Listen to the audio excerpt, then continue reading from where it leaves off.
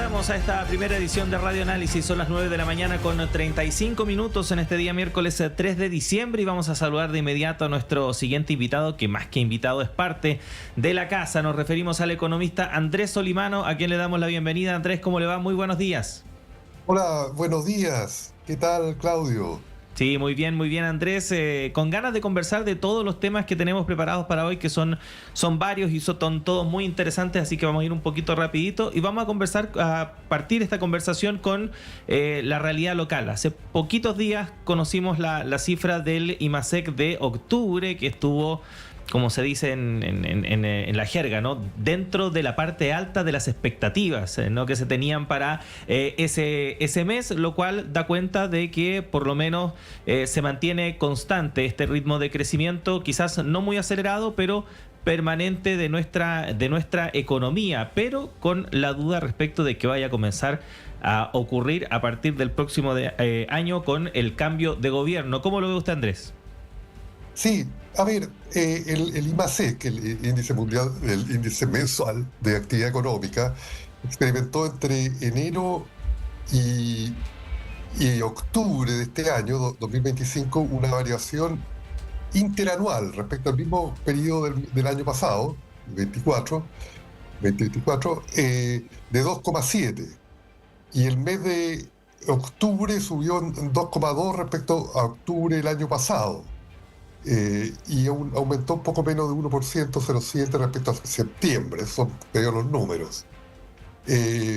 También en la ocupación, en el trimestre agosto-octubre, subió en 1,5%, o sea, 137.400 personas se agregaron a la plantilla de ocupados en la economía chilena. Esos son los datos oficiales. Entonces, yo creo que no va a ser tan difícil llegar a la meta que se anunció en el gobierno de crecimiento económico para todo este año, 2025, de 2,6, 2,5%. Extrapolando estos números que ya cubren por lo menos 10 meses del año. Entonces, la economía crece, como usted dice, Claudio. No son las tasas quizás de la década de los 90, pero es un crecimiento respetable, y también es un crecimiento respetable a nivel latinoamericano y de las economías de la OCDE, que crecen más en general a estos ritmos, entre 2,5% y 3% por año, promedio. Entonces, yo creo que se desvirtúan estas propaganda, estos análisis tan pesimistas, que todo está mal en la economía, que el país no avanza, está estancado. Vea usted las utilidades de las grandes empresas, también son muy robustas. Ahora, ¿qué pasa del 2026? Va a depender mucho de las políticas económicas que adopte el gobierno que sea elegido, se ha elegido en la segunda vuelta del 14 de diciembre. El programa de Kast envuelve una reducción muy fuerte del gasto público de 6.000 millones de dólares, que yo creo que comprometerían este crecimiento, porque el impulso por el lado de la demanda agregada inmediatamente, si es que cumple con esa promesa de campaña, bajaría. Mientras que el programa de Yanit Jara yo lo veo con un mayor tinte social y aumentando en los gastos sociales, sobre todo en el sector de la vivienda. Entonces, que es un sector bastante reactivador y creador de empleo. Entonces yo ahí veo diferencias, matices importantes entre los dos programas económicos. Uh-huh.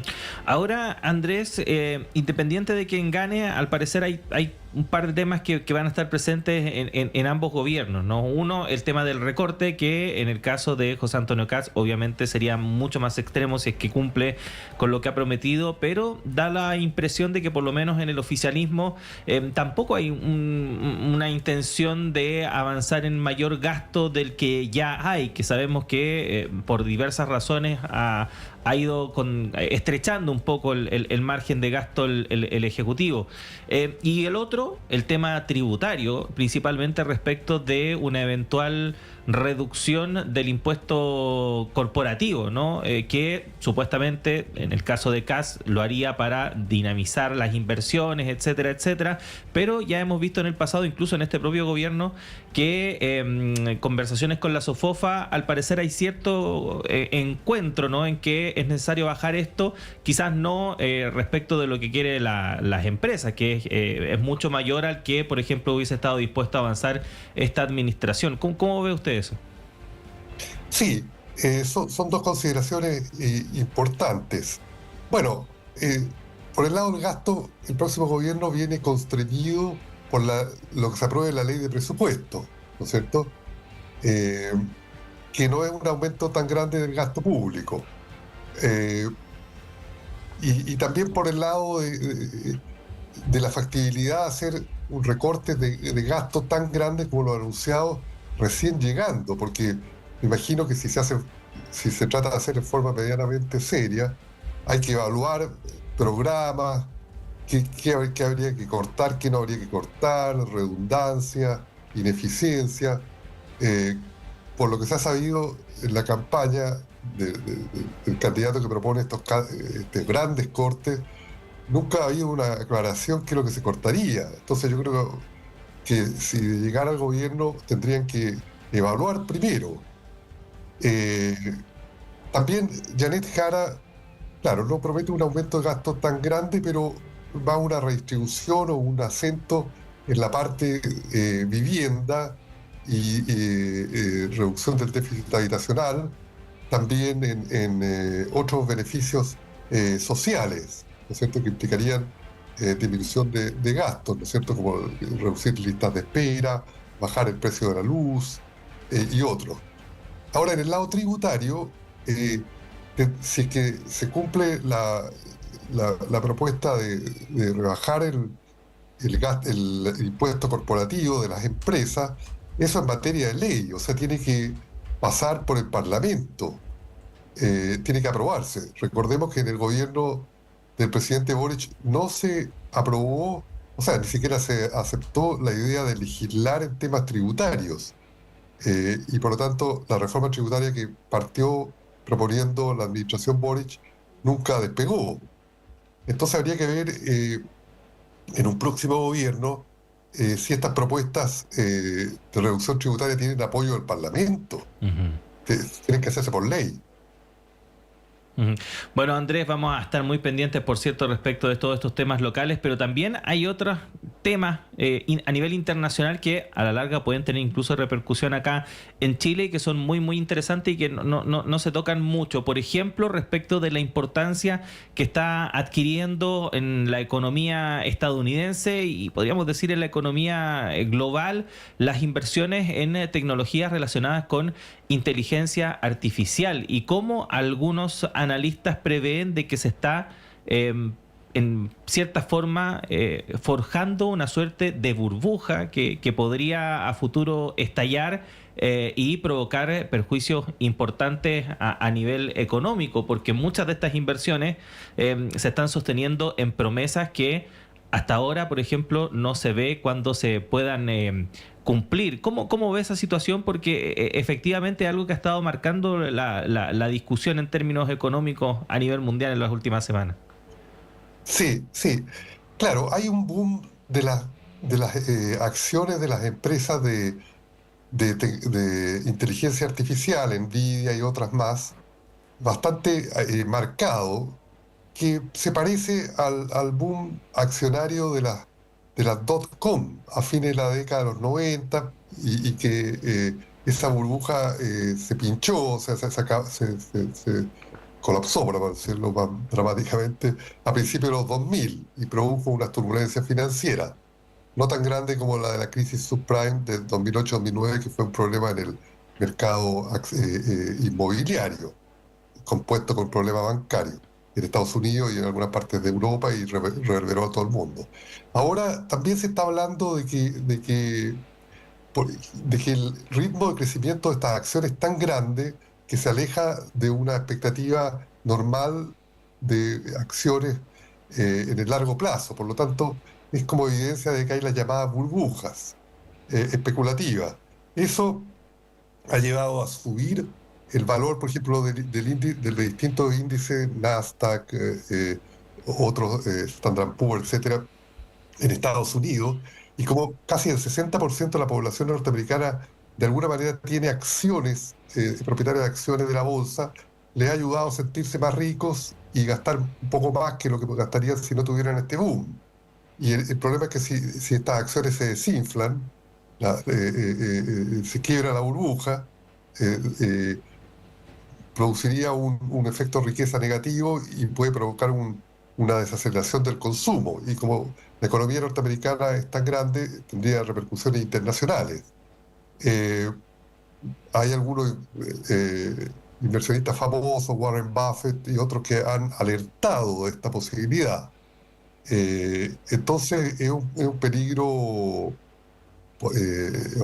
objetivo, de que se revierte la burbuja, que compensa en la economía americana el efecto negativo sobre los precios, o sea, negativo en el sentido que suben los precios de los aranceles de Trump y también de las deportaciones de migrantes que reducen la disponibilidad de mano de obra en la agricultura, los servicios, la construcción, otras actividades, que está haciendo más cara la vida para los norteamericanos. Pero por otro lado tiene este boom accionario. Entonces, Trump está descansando en este boom accionario y también el boom de las criptomonedas, para ver eso como un motor que puede tirar para arriba un poco la economía norteamericana, pero riesgoso. Ujú. Es riesgoso en el sentido porque claro, en el fondo hay como una suerte de carrera, ¿no? Porque está esta idea de quien controle, por así decirlo, la inteligencia artificial va a controlar en cierta forma gran parte de lo que ocurra en el futuro. Entonces hay varias empresas que están en esta carrera con un crecimiento constante en términos, por ejemplo, de usuarios, pero sin que eso se traduzca en márgenes de ganancias importantes que justifiquen finalmente esas inversiones.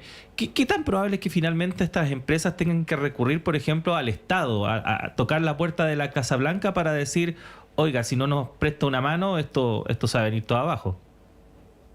Claro, bueno, por eso la gran parte de los empresarios de tecnología de Silicon Valley han estado todos detrás de Trump. Van a cenas con él en Mar-a-Lago, todos están muy trampistas. Eh, bueno, porque quizás quieren contratos con el Estado, que dependen de estas empresas de contratos con el Estado, o lo que usted dice, que descuentan el evento de un posible salvataje, que es en el evento que las cosas se pongan feas. Sí, eso es bastante real. Ahora, esta es una industria también muy gastadora en electricidad, porque la inteligencia artificial requiere energía eléctrica para funcionar para los computadores, para poder funcionar y operar como empresa proveedora de servicios de energía eléctrica, igual que que las criptomonedas. Entonces, producen una tensión en el sistema energético eléctrico norteamericano. Esa es otra fuente de vulnerabilidad. Eh, claro, el boom luce muy auspicioso y hay muchos entusiastas, pero no hay que olvidar estas dos dimensiones, Claudio, de la dependencia eventual de un rescate del Estado si las cosas les va mal, y ahí ser amigo de Trump le ayuda a estos empresarios, y dos, el descansar tanto del sistema eléctrico. Ujú. Ahora, Andrés, nos quedan unos minutos y para conectar también con otro de los temas que estábamos, que teníamos pauteado, si es que finalmente esta burbuja llega a reventar, ya sería como la cuarta, quinta crisis que viviríamos a nivel mundial en un transcurso de un cuarto de siglo, de 25 años, lo cual no es menor y que ha golpeado principalmente a las generaciones más jóvenes, a la llamada generación Z, en aspectos que son fundamentales dentro de lo que uno pudiese considerar como calidad de vida, ¿no? Que es acceso a la vivienda. Cada vez es más difícil para las generaciones más jóvenes acceder a una vivienda, ya lo es, por ejemplo, para los millennials. para la generación Z aún peor. ¿Cómo ve ese escenario? Por cierto, tomando en cuenta lo que ya se está viviendo hoy en día a nivel mundial, pero sumado a todas estas incertidumbres que están ahí rondando en el ambiente. Sí, ese es un tema muy importante, Claudio. Los números muestran en la realidad que ha habido a partir de la década de los 90 aproximadamente, un poquito antes quizás, pero una tendencia sostenida de aumento del precio de las viviendas, casas, departamentos, construcción en general, que crece a un ritmo mucho más alto que los ingresos de la población, por ejemplo, de Estados Unidos y de otras partes del mundo también, porque este es un fenómeno que se da en Europa, se da en Japón, es muy agudo en Japón, también se da en Australia y también se da en Chile un poco, a su manera.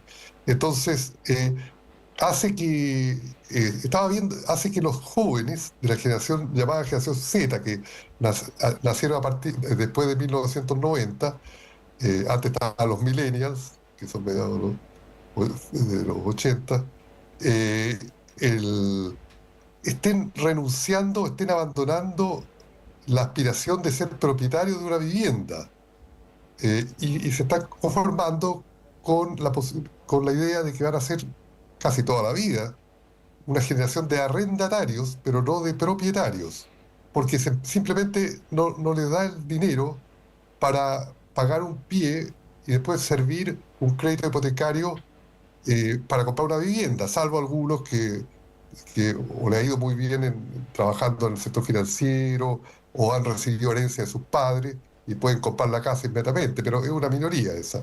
Entonces hay un estudio que estuve viendo para Estados Unidos, basado como en 50.000, un survey aplicado a una muestra muy grande, 50.000 personas, que hace que la gran mayoría de los encuestados de generación Z estén en esa posición. No vamos a ser capaces de ser propietarios, sino arrendatarios. Entonces, la generación actual y la generación anterior, los padres y los abuelos, van a vivir mejor en esa dimensión que los hijos y los nietos. Le están heredando un mundo, o le estamos heredando un mundo que es más difícil ser propietario de una casa o de un departamento, que es la aspiración que tienen todas las personas o las familias. Entonces, esa es una dimensión bien importante que no hay que olvidar. Además que le estamos entregando un planeta mucho más complicado, más desestabilizado climáticamente. Entonces la generación actual está entregando un mundo mucho más difícil a los más jóvenes. Yo creo que hay que mirarlo en esa perspectiva global. Sí, sin duda alguna, Andrés, un tremendo tema y que, bueno, vamos a profundizar más adelante porque sí, cada día van generándose más noticias, ¿no?, respecto de esta situación, y obviamente Chile no escapa a esta realidad, así que doblemente importante. Andrés, lamentablemente se nos acabó el tiempo, siempre se nos hace corto este espacio, pero eso es por lo entretenido también, interesante de los temas que tratamos periódicamente, ¿no? Así que lo esperamos pronto, Andrés, un abrazo grande y que tenga una buena semana. Ya, un abrazo, Claudio, que esté muy bien, nos vemos pronto. Nos vemos. Y cuando son las 9 de la mañana con 54 minutos, despedimos esta primera edición de Radio Análisis en este día miércoles 3 de diciembre del año 2025. La invitación es a que siga junto a todas las plataformas de Radio Universidad de Chile, porque en breves instantes llega Nicolás Rojas y Semáforo, pero si nos sintoniza a través de la red de radios que piensan o el canal de televisión Chile TV, acompañe también la programación que tienen preparada para hoy. Más noticias a las 13 horas en la segunda edición de Radio Análisis junto a Diana Porras, antes en nuestros boletines informativos, y a cada instante, a cada momento, la actualización en nuestro diario electrónico radio.chile.cl y nuestras plataformas en redes sociales. Gracias a todo el equipo, nos reencontramos mañana. Un abrazo, que estén bien. El departamento de prensa de Radio